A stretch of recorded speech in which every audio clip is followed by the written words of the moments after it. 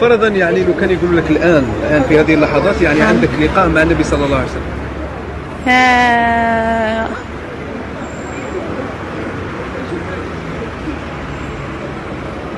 ما عنديش تعليق. يعني وش تطلبي منه؟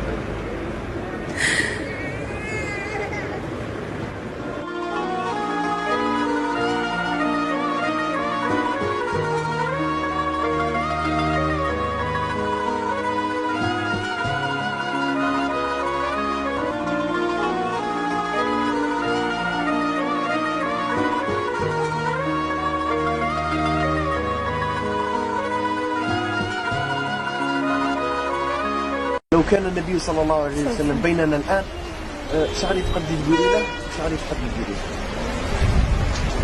له نحكي له شو وصلنا شو مداين مسلمين ما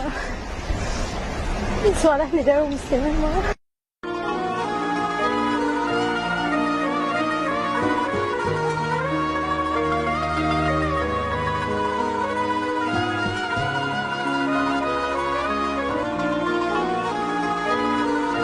سؤال يا حمدي، لو كان الحبيب عليه الصلاة والسلام موجود ايش كان سوى؟ كان ادى مين اول؟ لو كان موجود؟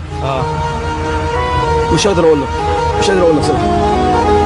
مش قادر اقول لك مش قادر اقول لك صراحة. الناس كلها كانت تحب بعضيها، اقل حاجة الناس كانت تحب بعضيها. اسيب الحاجات دي كلها واروح اصلي. لو الرسول موجود اروح اصلي. انا ما بصليش. اكذب عليك؟ ولا بصلي؟ ما بصليش. بس طب لو كان الرسول عليه الصلاة والسلام امامك امامي؟ ايوه ايش تقول له في دقيقة؟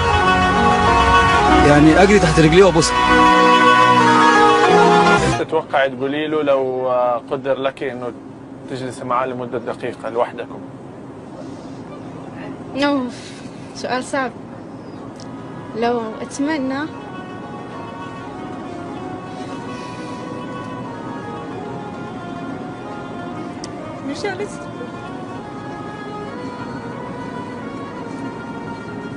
مجالسة النبي، يعني الواحد يتمناه في حلمه، بس لو الواقع